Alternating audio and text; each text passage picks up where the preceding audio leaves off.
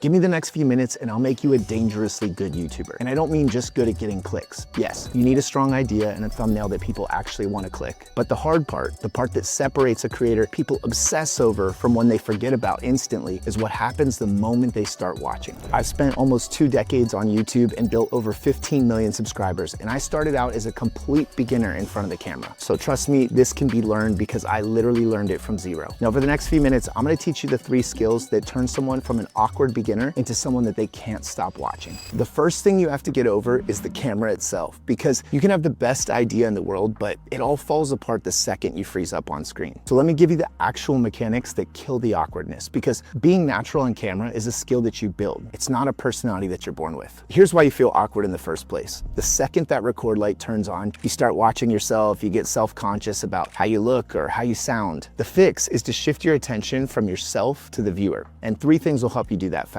First, look directly into the lens, not at your own face on the screen, because your eyes drifting down to the monitor is actually what makes you read as unsure. So you can even stick a little arrow or a sticker right next to the lens and keep your eyes locked there. Second, know your first couple lines cold before you ever hit record, because the freeze up almost always happens in those opening first seconds. When you already know exactly how you're starting, there's nothing to panic about. Third, warm up before you film. Talk out loud for a minute, run your intro a couple times, get the stiffness out of your voice, and start rolling once you actually sound like yourself. You also don't have to post to practice. Talk to your camera for a few minutes every day with nothing on the line. Explain something that you already know to the lens like it's a friend sitting across from you. Most of the reps that kill the nerves can happen long before anyone ever sees you on YouTube. Now, 2 habits matter more than anything else once you're rolling. The first is to stop performing for an audience and start talking to a person. Picture a single friend who needs the exact advice and just talk to them. The second habit is to bring more energy than feels natural, because the camera quietly drains about half of it. So what feels slightly over the top to you usually reads as just engaged on the screen. You don't have to be loud or hyper, you just have to care out loud, where people can feel it. And a few more things that instantly make you look less awkward: use your hands and let yourself move a little, because standing frozen reads as nervous, while natural gestures read as confident and calm. And stop restarting every time you stumble. Beginners will cut the second they trip over a word. They'll lose all their momentum and get further and further in their head with every take. Just keep going, fix it in the edit, and let yourself build a rhythm. Remember, nobody's born smooth on camera. The people who look natural just kept rolling through the rough takes until rough turned into normal. And then take the pressure off yourself completely. The nerves never fully go away, and they're not supposed to. The goal was never to feel fearless before you start, because that isn't realistic. The goal is to channel that nervous energy into being more present and more animated instead of letting it lock you up. The viewer reads that energy as passion, so the exact thing that you're embarrassed about becomes the thing that makes you magnetic. Now, if you want my help to get good faster with real feedback on your delivery and the exact frameworks that I use to go from being a beginner to doing this full time, click the first link in the description below to join my academy. You get the breakdowns, the feedback, and a community of hundreds of creators that are leveling up right alongside you. So if that's what you need, click the first link down below. Getting comfortable on camera gets you in the game, but comfortable and watchable are 2 completely different things. And this next skill is what actually makes people stay. Once you're not scared of the camera anymore, the next skill is how you actually talk to it, because being comfortable is useless if you're boring. The best creators are not the most talented speakers on earth. They're the ones who respect your time, and that comes down to how you say things every bit as much as what you say. Let me give you 3 rules. Rule 1, get to the point. Every second you spend warming up or saying, "Hey guys, welcome back to my channel," is a second someone might use to leave. So cut all of it and open right into the action. Notice how I'm talking in this video. I'm moving with urgency. I'm getting straight to the value, which tells you in the first few seconds that I'm not gonna waste 10 minutes of your life. People can feel that almost instantly, and they decide whether to stay based on it. Rule 2 is every sentence has to earn the next one. Before a line stays in your video, ask yourself if it's moving the story forward or it's setting up for a payoff. If it's doing neither, then it's dead weight. And dead weight is exactly where people click away. So you want to tighten your video until there's nothing left to cut. And rule 3 is don't just hand people the information. Take them on a little journey. Open a loop early, something they want the answer to, and don't fully pay it off until later, so they always have a reason to keep watching. That's really the difference between a video that feels like a lecture and one that feels like a story that you can't leave halfway through. And a bonus tip, watch your tone while you're at it, because a flat, monotone delivery kills good content.